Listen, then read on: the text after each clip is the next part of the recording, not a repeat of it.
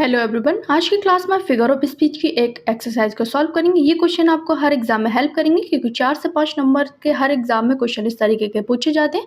तो चलो स्टार्ट करते हैं। उससे पहले चैनल पर नए सब्सक्राइब कर देना, वीडियो को लाइक कर देना, नोटिफिकेशन कॉल पर सेट कर लेना।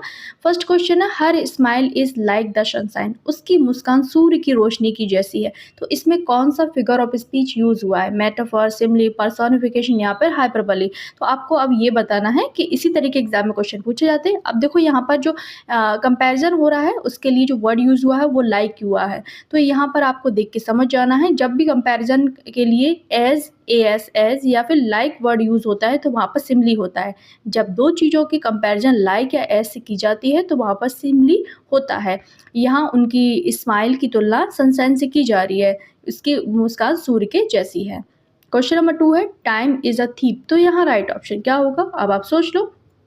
क्या है? समय एक चोर है। जब किसी चीज़ को डायरेक्टली दूसरी चीज़ कहा जाए बिना लाइक और एज का यूज़ किए हुए तो वहाँ पर मेटाफर होता है। यहाँ टाइम को थीप कहा गया है, लेकिन टाइम हमारी ज़िंदगी से क्या करते हैं? चीज़ें चुरा लेता है, क्योंकि बात क्या करी जा रही है? एक टाइम को चोर बताया जा रहा है, डायरेक्ट कंपैरिजन किया जा रहा है, पर यहाँ पर कोई भी कंपैरिजन का वर्ड यूज़ नहीं किया जा रहा है। Direct comparison without using like और एज। तो यहाँ पर क्या यूज़ होगा? यहाँ पर हम यूज़ कर रहे हैं वो है मेटाफर। तो इस लाइन में मेटाफर यूज़ हुआ है क्योंकि कंपैरिजन हो रहा है, पर यहाँ पर कोई भी कंपैरिजन वर्ड यूज़ नहीं हुआ है। तो यहाँ जो राइट ऑप्शन हो जाएगा वो हो जाएगा यहाँ पर मेटाफर। नेक्स्ट है क्वेश्चन नंबर 3, देखते हैं। The stars dance playfully in the sky. तो यहाँ राइट ऑप्शन क्या होगा? तारे आकाश में चंचलता से नाचे। तो इस लाइन में कौन सा फिगर ऑफ स्पीच है? अब आपको ये बताना है। यहाँ पर क्या बात करिए, तारे नाचते हैं पर तारे थोड़ी नाचते, इंसान नाचते हैं, इसलिए यहाँ पर पर्सोनिफिकेशन है। जब नॉन लिविंग थिंग्स को ह्यूमन क्वालिटीज दे दी जाती हैं तो वहाँ पर पर्सोनिफिकेशन होता है। यहाँ स्टार्स को डांसिंग क्वालिटी दी गई है, इसलिए क्या है? यहाँ पर राइट ऑप्शन हो जाएगा पर्सोनिफिकेशन हो जाएगा, क्योंकि गिविंग ह्यूमन क्वालिटीज। यहाँ पर पर्सोनिफिकेशन क्या होता है? नॉन लिविंग थिंग को जीवित मान लिया जाता है। क्वेश्चन नंबर 4 है, I have told you 1000 time. मैंने तुमसे 1000 बार कहा है। ऐसा हो सकता है 1000 बार असल में कोई कुछ नहीं कहता है, 1000 बार कहना एक एग्जेजरेशन है। जब किसी बात को बड़ा चढ़ाकर बोला जाता है तो वहाँ पर हाइपरबोली होता है। क्या होता है? हाइपरबोली। क्वेश्चन नंबर 5 है, she shells on the she शोर। तो यहाँ राइट ऑप्शन क्या होगा?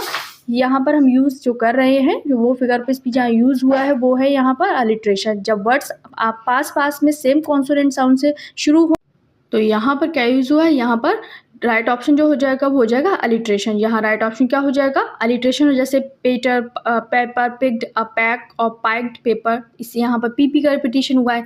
Cocoa Cola, keep school, customers, यहाँ पर सीसी का रिपीटिशन हो रहा है। Batter, butter mix the butter, batter, इस तरीके से यहाँ वीवी का रिपीटिशन हो रहा है। तो यहाँ पर जब कॉन्सोनेंट साउंड बार बार रिपीट होता है स्टार्टिंग में तो वहाँ पर अलिट्रेशन होता है। बस आपको इतना याद रखना है। यहाँ एस का रिपीटिशन हो रहा है। सी सेल ऑन द शी शोर, वह समुद्र पर सीपियाँ बेचती हैं। क्वेश्चन नंबर 6 है, the bees burst in the garden. इसमें जो फिगर ऑफ स्पीच यूज़ हुआ है वो हुआ है ओनोमेटोपोइया, क्योंकि जब किसी साउंड को उसी साउंड वाले वर्ड से डिस्क्राइब किया जाता है तो वहाँ पर क्या यूज़ होता है? वहाँ पर हम ओनोमेटोपोइया का यूज़ करते हैं। तो यहाँ बज्ड बर्ड बीज की साउंड को इमिटेट कर रहा है। मधुमक्खियाँ बगीचे में भन बनाई। तो जब भी कोई साउंड की बात होगी तो वहाँ पर ओनोमेटोपोइया होता है। तो ये आपको ये याद रखना है। जैसे the clock ticked all night, यानी टिक टिक की जब बात होगी या बज्ड की बात होगी तो वहाँ पर यही फिगर ऑफ स्पीच होता है। Question number 7, he is a wise fool. तो यहाँ राइट ऑप्शन क्या हो? इसका आंसर आप लोग मुझे कमेंट करके देंगे कि ये आयरनी है, पैराडॉक्स है, ऑक्सीमोरोन है या फिर एंटीथीसिस है। इसका हिंदी मतलब है एक बुद्धिमान मूर्ख, यानी दो अपोजिट आइडियाज़ को एक साथ यूज़ किया गया है। तो अब आपको बताना है और सिंपल मैंने कर दिया है। क्वेश्चन नंबर 8 है, the fire station burn down. तो यहाँ पर क्या यूज़ हुआ है? यहाँ पर आयरनी यूज़ हो रही है। आयरनी फिगर ऑफ स्पीच है क्योंकि क्या बात हो रही है? एक्चुअल मीनिंग एक्सपेक्टेड मीनिंग से बिल्कुल उल्टी है। फायर स्टेशन का जलना एक आयरनी है। फायर स्टेशन जलकर राख हो गया, यानी जो आग बुझाता है वही जल गया। क्वेश्चन नंबर 9 है, I use to be a banker but I lost interest. तो यहाँ राइट ऑप्शन क्या होगा? यहाँ पर पन यूज हुआ है। पन का मतलब होता है शब्दों से खेलना। जब एक वर्ड के दो मीनिंग मजाक या बिटी सेंस निकल जाए तो वहाँ पर मतलब क्या होता है? वहाँ पन निकल आता है। यहाँ पर इंटरेस्ट का मतलब है बैंक का ब्याज होता है, एक तो इंटरेस्ट होता है और एक यहाँ पर रुचि रखने से बात हो रही है। तो यहाँ पर इंटरेस्ट के दो मतलब निकल रहे हैं, एक तो ब्याज है और एक है रुचि रखना। मैं पहले बैंकर था लेकिन मेरी इंटरेस्ट चली गई है, तो यहाँ पर क्या यूज़ हुआ है, यहाँ पर पन यूज़ हुआ है। प्ले ऑन वर्ड्स, इस तरीके से एग्जाम में पूछा गया था, पीजीटी का ये क्वेश्चन है। प्ले ऑन वर्ड किसे कहते हैं, तो इसका मतलब होता है शब्दों से खेलना, यानी पन होता है। नेक्स्ट है क्वेश्चन नंबर 10 है, the crown will decide the nations fate. तो यहाँ राइट ऑप्शन क्या होगा, यहाँ पर क्राउन का मतलब है ताज या राजा की बात हो रही है। क्राउन का मतलब यहाँ राजा से लिया जा रहा है, राजा राष्ट्र का भाग्य तय करेगा। तो यहाँ पर मिटोनमी है, जब किसी दो चीज को रिलेटेड सिंबल या ऑब्जेक्ट से रिप्रेजेंट किया जाता है तो वहाँ पर मिटोनमी होता है। यहाँ सिंबल से यूज किया गया है, उसके लिए राजा के लिए यहाँ पर क्राउन यूज किया जा रहा है, तो यहाँ पर ये मिटोनमी हो गया। और भी अगर मैं एग्जाम्पल दूँ, जैसे the pen is mightier than the sword, तो यहाँ पर लेखन शक्ति युद्ध से बड़ी बताई गई है, इसीलिए Hollywood is making more movies. Hollywood का मतलब है हॉलीवुड की फिल्म इंडस्ट्री। नेक्स्ट है क्वेश्चन नंबर 11 है, ऑल हैंड्स ऑन डेक। तो यहाँ राइट ऑप्शन क्या होगा, यहाँ पर क्या बात करी है, जब पार्ट को होल या होल को पार्ट में यूज किया जाता है। यहाँ पर हैंड्स यानी सेलर के हैंड, यानी पूरे नाविकों की बात की जा रही है, उनके हाथ नहीं, वो उनको ही बोला जा रहा है, उनके हाथों से और इंसान की बात करी जा रही है। तो यहाँ पर क्या है, यहाँ पर सिनगडकी का यूज हुआ है। यहाँ पर हैंड्स का मतलब है सारे सेलर्स की बात की, सभी नाविक डेक पर आ जाए, यानी जो डेक होती है नाव की, तो उस पर आ जाए। तो यहाँ पर part for whole, whole for part जब यूज किया जाता है तो वापस सिनगडकी का यूज होता है। क्वेश्चन नंबर नेक्स्ट देखते हैं, 12 है, ही पास्ड अवे लास्ट नाइट। तो यहाँ राइट ऑप्शन क्या होगा, यहाँ पर बताया जा रहा है कि वह कल रात चल बसे। तब डाइट की जगह पास्ट अवे यूज हुआ है, यहाँ पर यूफिमिज्म है। यहाँ पर हार्श और अनप्लीजेंट चीज को सॉफ्ट वर्ड में जब कहा जाता है, यानी बुरी चीज को अच्छा कह दिया जाता है, थोड़ा पोलाइट वे में कह दिया जाता है, तो वहाँ पर यूफिमिज्म होता है।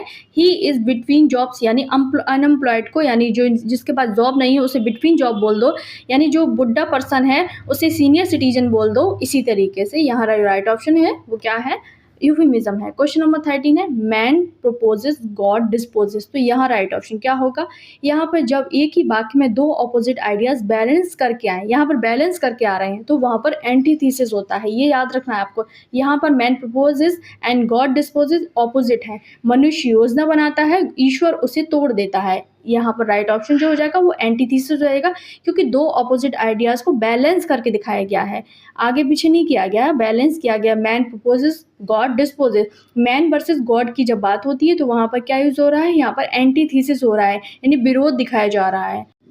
नेक्स्ट देखते हैं क्वेश्चन नंबर 14 है, we shall fight on the beaches, we shall fight on the landing grounds, we shall fight in the field. तो यहाँ राइट ऑप्शन क्या होगा, जब सक्सेसिव क्लॉजेस की शुरुआत एक ही वर्ड फ्रेज से होती है, यहाँ वी शैल फाइट बार बार रिपीट हो रहा है, तो यहाँ पर एनाफोरा यूज हुआ है। हम समुद्र तट पर लड़ेंगे, हम मैदानों में लड़ेंगे, हम खेतों में लड़ेंगे, तो यहाँ पर वी शैल फाइट बार बार जब रिपीट हो रहा है तो यहाँ पर क्या यूज हो रहा है, वहाँ यहाँ पर एनाफोरा का यूज हो रहा है। तो राइट ऑप्शन हो जाएगा क्वेश्चन नंबर 14 का वी हो जाएगा, एनाफोरा यूज हो जाएगा, क्योंकि जब सक्सेसिव क्लॉसेस की शुरुआत एक ही वर्ड फ्रेज से हो, तो यहाँ पर वी शैल फाइट बार बार रिपीट हो रहा है।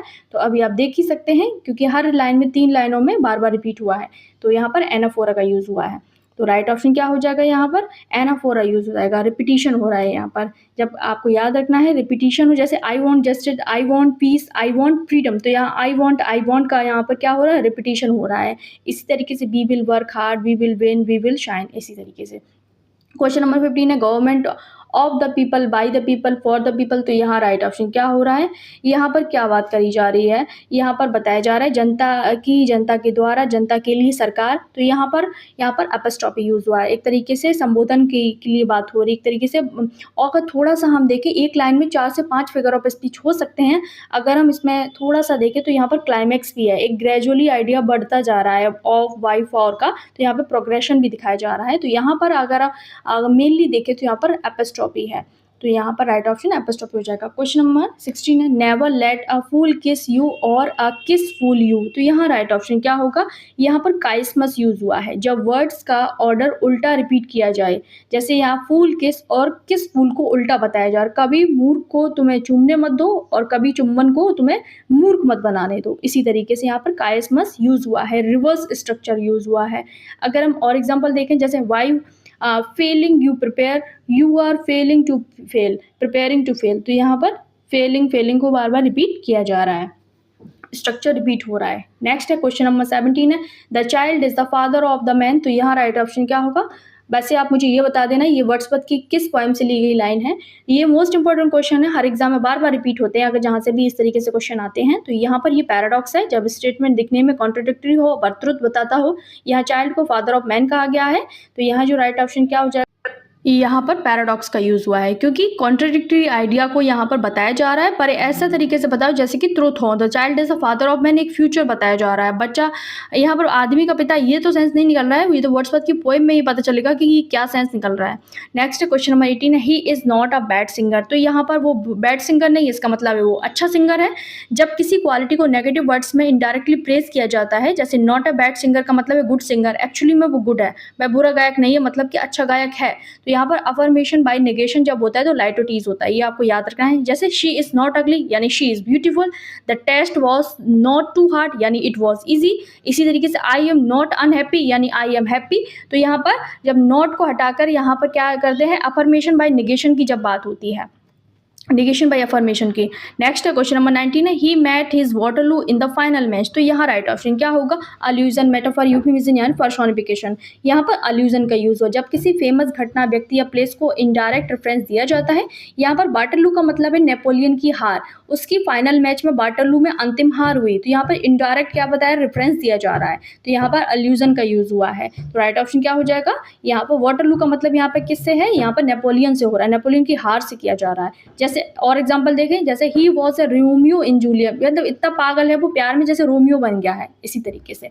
नेक्स्ट है क्वेश्चन नंबर 20 है, O that where is thy sting. तो यहाँ राइट ऑप्शन क्या होगा, यहाँ पर अपोस्ट्रोफी यूज हुआ जब किसी एब्सेंट या नॉन लिविंग को डायरेक्ट एड्रेस किया जाता है या दैट को संबोधित किया गया है।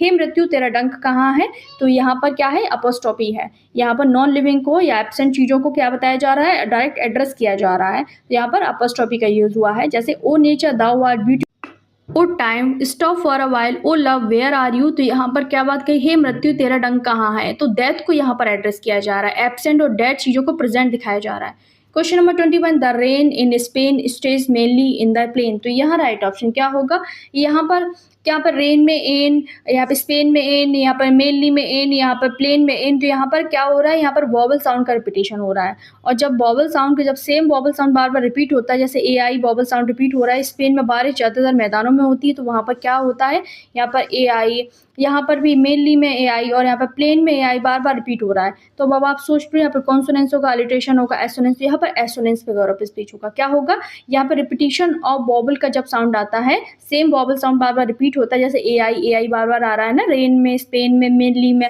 और प्लेन में, तो यहाँ पर एसोनेंस है। तो नेक्स्ट देखते हैं question number 22, the ship has sailed to the far off shore. तो यहाँ राइट ऑप्शन क्या होगा, यहाँ पर भी एस एस का रिपीटेशन हो रहा है, एस शेल्ड में एस यहाँ पर और शोर में एस। तो यहाँ पर एक लाइन में 2 से 4 रिपीट हो सकते हैं फिगर ऑफ स्पीच, डिपेंड करता है कि नियरेस्ट आपको कौन सा है और एग्जाम में कौन सा ऑप्शन दिया गया। तो यहाँ पर एस एस का जब साउंड रिपीट हो रहा है तो ये कॉन्सोनेंट साउंड है, तो ये कॉन्सोनेंस हो गया। तो ये कौन सा है, ए और ओ का यहाँ पर रिपीट हो रहा है, यहाँ पर एस एस और ए और ओ का भी रिपीटिशन हो रहा है। तो उस तरीके से यहाँ पे एसोनेंस भी हो सकता है, जैसे क्या हो रहा है, यहाँ पर ए और ओ को अगर हम देख के यूज करते हैं तो क्या एसोनेंस भी है। क्वेश्चन नंबर 23 है, ही केम, ही सॉ, ही कनकर्ड। तो यहाँ राइट ऑप्शन क्या होगा, यहाँ पर क्लाइमैक्स यूज हुआ है जब इवेंट्स इंटेंसिटी से बढ़ते जाएं और उसे क्लाइमैक्स कहते हैं। जैसे वह आया, उसने देखा और जीत लिया। तो यहाँ पर एक क्या बन रहा है, एक चढ़ाई बन रही है, एक तरीके से बोले तो यहाँ पर एक प्रोग्रेस बन रहा है, प्रोग्रेशन दिखाया जा रहा है। जैसे I worked, I succeed, I Trump, मैंने काम किया, मैं सफलता प्राप्त की और मैंने विजय प्राप्त की। I fought, I survived, I won, he studied, he passed, he topped. तो यहाँ एक असेंडिंग ऑर्डर की जब बात करी जाती है, बढ़ते हुए ऑर्डर की जब बात करी जाती है, तो वहाँ पर क्लाइमैक्स होता है। तो यहाँ जो राइट ऑप्शन हो जाएगा वो क्लाइमैक्स हो जाएगा क्वेश्चन नंबर 23 में। क्वेश्चन नंबर 24 है, he lost his family, his fortune and his cell phone. तो यहाँ राइट ऑप्शन क्या होगा, यहाँ पर एंटी क्लाइमैक्स का यूज हो रहा है जब ऑर्डर बड़े से छोटे या सीरियस से ट्रिवियल हो जाए यहाँ पर। तो यहाँ पर क्या यूज हो रहा है, यहाँ पर एंटी क्लाइमैक्स। देखो फैमिली की बात हुई, परिवार, फिर भाग्य, और एकदम से सिली चीज एंड हो गया किस पे, सेल फोन पे एंड हो गया। और लास्ट क्वेश्चन है, he had a sleepless night. तो यहाँ राइट ऑप्शन क्या होगा, ये ट्रांसफर एपिथेट है जब एडजेक्टिव असली सब्जेक्ट की बजाय किसी नाउन से अटैच हो। यहाँ पर स्लीपलेस आदमी के लिए यूज हो रहा है, नाइट इससे जोड़ा गया है, यहाँ पर उसकी जो नींद थी वो बेचैनी भरी थी। तो यहाँ पर कौन नहीं सो पाया, ही नहीं सो पाया, यहाँ पर जोड़ा किससे गया, नाइट से जोड़ा गया। जब उल्टा फुल्टा कर दिया जाता तो वहाँ पर ट्रांसफर एपिथेट होता है। दी 25 क्वेश्चन में आपने कितना स्कोर किया मुझे ज़रूर बताना और होमवर्क कमेंट कर देना, लाइक शेयर सब्सक्राइब कर देना।